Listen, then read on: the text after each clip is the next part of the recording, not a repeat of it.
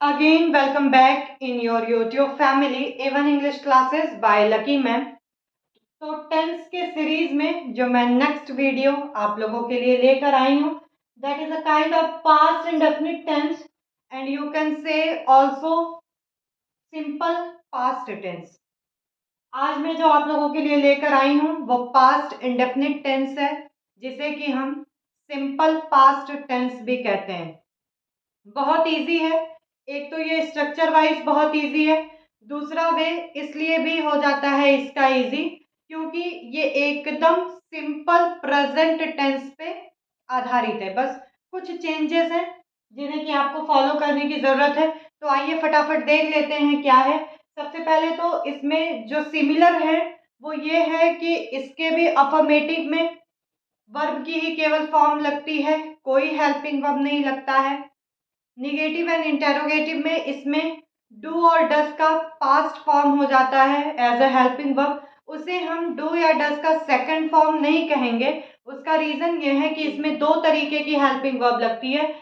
Can को हम helping verb नहीं कहेंगे, लेकिन यहाँ पे जो ये यूज होता है पास्ट में वो हेल्पिंग वर्ब के रूप में यूज होता है. और कैन का कोई सेकंड या थर्ड फॉर्म नहीं होता है. कैन अपने आप में एक प्रेजेंट फॉर्म है एंड उसका बस पास्ट फॉर्म होता है. जितनी भी आपकी मॉडल ऑक्सिलरीज हैं, मैं सबकी अगर बात करूं तो इस वजह से मैं यहाँ पे जो डिड को मेंशन करूंगी वो एज अ डू और डज का सेकंड फॉर्म के रूप में मैं मेंशन नहीं करूंगी, बल्कि पास्ट फॉर्म में. तो ठीक है, आइए सबसे पहले शुरुआत करते हैं पहचान या आइडेंटिफिकेशन से. आज मुझे लग रहा है मैं आइडेंटिफिकेशन लिखना भूल गई हूँ, मैं मेंशन कर दूंगी. सबसे पहले पहचान देख लेते हैं. वही कहानी, वही पुरानी बात कि वाक्य के अंत में अगर आ, ए, ई, था, थी या फिर ता, था या सका, सकी या सके, थे, ये सारे शब्द अगर आते हैं तो सिंपल सी बात है ये किस में हो जाएंगे? पास्ट इंडेफिनिट टेंस में हो जाएंगे. ठीक है. जो कैन के कुड का यूज होगा हमेशा जब वाक्य में सका या सकी, सके से रिलेटेड सेंटेंस होगा, उसमें हम डिड की जगह कुड का यूज करेंगे. चलिए आइए देखते हैं कैसे. पहचान तो ये हो गया आपका. इंग्लिश में इसकी जो नॉर्मल पहचान है वो वर्ब की सेकंड फॉर्म है या फिर डिड या कुड के साथ वर्ब की फर्स्ट फॉर्म. ध्यान दीजिएगा इस चीज को कि अगर निगेटिव या इंटेरोगेटिव है तो उसमें डिड के साथ आपका वर्ब की बेस फॉर्म आ जाएगी, मीन सेकंड फॉर्म हट जाएगा, वर्ब की बेस फॉर्म आ जाएगी. और अगर अफर्मेटिव है तो वर्ब की सेकंड फॉर्म आ जाएगी. ठीक है. इसको अगर थोड़ा सा समझाने की भाषा में बोलेंगे तो कभी भी एक सेंटेंस में दो पास्ट फॉर्म या दो सेकंड फॉर्म यूज नहीं होते हैं. इसीलिए जब हेल्पिंग वर्ब डू का पास्ट फॉर्म यहाँ पे डिड लगता है तो हम वर्ब की बेस फॉर्म लगा देते हैं, वर्ब की सेकंड फॉर्म को हटा देते हैं. ठीक है. अब आ जाते हैं हमारे दूसरे पॉइंट ऑफ व्यू पे, स्ट्रक्चर, जो कि सबसे ज्यादा इंपॉर्टेंट है. इंट्रोडक्शन, परिभाषा, ये सारी चीजें मैटर नहीं रखती हैं. अगर मैटर रखता है ट्रांसलेशन में तो स्ट्रक्चर. स्ट्रक्चर का मतलब ये है कि सब्जेक्ट, ऑब्जेक्ट, वर्ब की फॉर्म ये सब किस सीक्वेंस में यूज होगा. ठीक है. तो सब्जेक्ट के बाद वर्ब की सेकंड फॉर्म आ जाएगी, फिर ऑब्जेक्ट आ जाएगा. किसमें? अफर्मेटिव यानी कि सकारात्मक वाक्य में. ठीक है. अब अगर निगेटिव की बात करें तो निगेटिव में सब्जेक्ट भाई नॉट तो आएगा ही. नॉट के साथ साथ उसके पहले यहाँ पे डू की पास्ट फॉर्म लग जाएगी डिड. ठीक है. कौन सी फॉर्म लग जाएगी? डिड फॉर्म लग जाएगी. एंड फिर वर्ब की बेस फॉर्म हो जाएगी एंड लास्ट में ऑब्जेक्ट विथ फुल स्टॉप. ठीक है. मैं दो चार सेंटेंस आप लोगों के समझने के लिए लेकर आई हूँ. जस्ट लाइक मैंने एक गाना गाया. अब यहाँ पे जो खेल है वही पुराना वाला है कि अगर आपको वर्ब के फॉर्म की नॉलेज है तो ये सिंपल प्रेजेंट टेंस से भी बहुत ज्यादा इजी है. Means I.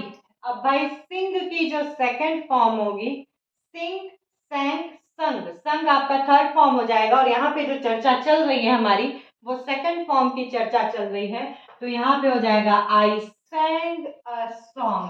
ठीक है, आई आपका हो गया सब्जेक्ट, sang हो गया वर्ब की सेकंड फॉर्म, अ सॉन्ग हो गया ऑब्जेक्ट। एकदम क्लियर है, कोई झंझट नहीं, कोई झमेला नहीं, एकदम साफ सुथरा काम। किसकी तरह? प्राइवेट सेक्टर की तरह। सरकारी में बड़ा झंझट होता है किसी भी काम को लेके। तुम वहां जा सके, ठीक है, तुम वहां जा सके भाई। तुम, अब तुम का इंग्लिश लिखने से पहले मैं यहाँ पे मेंशन कर दूं, पहले भी मेंशन किया है कि सका, सकी, सके अगर शब्द आता है तो वहां पे हम कैन की पास्ट फॉर्म ले लेंगे। पास्ट फॉर्म क्या हो जाएगा? कैन का कुड हो जाएगा। ठीक है, लास्ट में और बताऊंगी कि एक सीरीज और लेके आने वाली हूं अगर शेड्यूल फिक्स हो गया तो। ठीक है, बताती हूँ क्या है। तुम की इंग्लिश हो गई यू, फिर उसके बाद हमारा कुड हो जाएगा। और जैसा कि पहले भी मैंने बता दिया है कि यदि डू या कैन का पास्ट फॉर्म यूज होता है तो वहां पे वर्ब की कौन सी फॉर्म लग जाएगी? फर्स्ट फॉर्म लग जाएगी। एक्चुअली मेरे बच्चे जग रहे हैं, देख रहे हैं। मैंने एक चीज देखा है कि परिवेश का काफी असर पड़ता है, हम क्या कर रहे हैं, बड़े क्या करते हैं, क्या बोलते हैं, किस तरीके से सब कुछ मैनेज करते हैं, इन सारी चीजों का बच्चों पे बहुत असर पड़ता है। तो वही चीज मैं नोटिस कर रही हूँ पढ़ाते हुए कि दोनों ही बड़े चुपचाप, हालांकि समझ में आए या ना आए इनको, लेकिन बड़े ही गौर से दोनों लोग देख रहे हैं कि हाँ मम्मा क्या पढ़ा रही हैं, क्या बोल रही हैं। और हमारी जो देवी जी हैं वो तो फुल ऑफ सीसीटीवी कैमरा का एक ब्रांड है। और अभी मैं जब पढ़ा लूंगी तो उनका जो एक रिसर्च डिपार्टमेंट है अंदर से, वो निकल के बाहर आएगा कि मम्मा आपने यहाँ ये बोला, मम्मा आपने वहाँ ये बोला। तो ये इस तरीके का परिवेश है हमारे यहाँ का। फिलहाल चलिए आते हैं अपने पॉइंट पे कि जो हमारा कुड है गो देयर। ठीक है, यू कुड गो देयर। हमेशा याद रखिए कि एक सेंटेंस में कभी भी दो वर्ब के पास्ट फॉर्म यूज नहीं होंगे। इसलिए भाई जब कैन का पास्ट फॉर्म यूज हुआ तो वर्ब का जो मेन वर्ब का जो फॉर्म है वो अपने आप न्यूट्रल हो गया। ठीक है, मैंने शेर नहीं देखा। ठीक है, इसको आप ऐसे भी कर सकते हैं, मैंने शेर नहीं देखा था। There is nothing type of different in both sentences, मतलब कोई भी अंतर नहीं है इन सेंटेंस में, देखा या देखा था सेम मीनिंग। तो हो जाएगा I did not see the lion. वही बात फिर से हो गया हेल्पिंग वर्ब। अगर हेल्पिंग वर्ब आपका सेकंड फॉर्म या पास्ट फॉर्म का आ गया तो उसके बाद हमेशा हम वर्ब की बेस फॉर्म लगाएंगे। ठीक है, तो ये हमारा हो गया सब्जेक्ट, ये हो गया डिड नॉट, ये हो गया वर्ब की first form and it is included in object. तो सेंटेंस हमारा स्ट्रक्चर के अकॉर्डिंग सही है। ठीक है, हम घर नहीं जा सके, we could not go home या गो टू होम, दोनों ही सही है।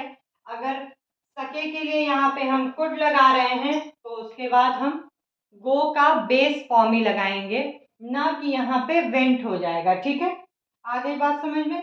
आई होप ये कंटेंट आप लोगों के लिए क्लियर होगा। एक चीज मैं और बढ़ा दूं इसमें, बोर्ड्स के एग्जाम आ रहे हैं 10th एंड 12th के। मैं अपना शेड्यूल फिक्स कर पाती हूँ अगर, मीन्स ऑफिस या फिर यूट्यूब अगर मैं प्रॉपरली मैनेज करके चल पाती हूँ तो मैं एक और सीरीज लेके चलूँगी दिसंबर, जनवरी, फरवरी। एंड अगर मुझे शुरू करना होगा तो मैं 25 नवंबर से शुरू करूँगी। तो 5 दिन इसमें, बाकी दिसंबर, जनवरी, फरवरी ये जो सीरीज रहेगी उन बच्चों के लिए रहेगी जो कि साल भर खूब अच्छे से मौज मस्ती किए हैं और अगर अभी से भी एहसास होगा कि अब हमारे बोर्ड के एग्जाम आ रहे हैं और अब हमें प्रिपेयर करना चाहिए। ठीक है, तो ये 3 महीने में मैं पूरे 1 साल का सिलेबस लेकर आऊंगी बोर्ड का, हाई स्कूल एंड 12th का। तो ऐसी सीरीज के लिए बने रहिए अपने लकी मैम के साथ at A1 English classes by Lucky ma'am. अपना ख्याल रखिए, अपने बड़े लोगों का ख्याल रखिए और इंग्लिश सीखना ना भूलिए। Good night, take care. I'm not sorry, नहीं हुआ।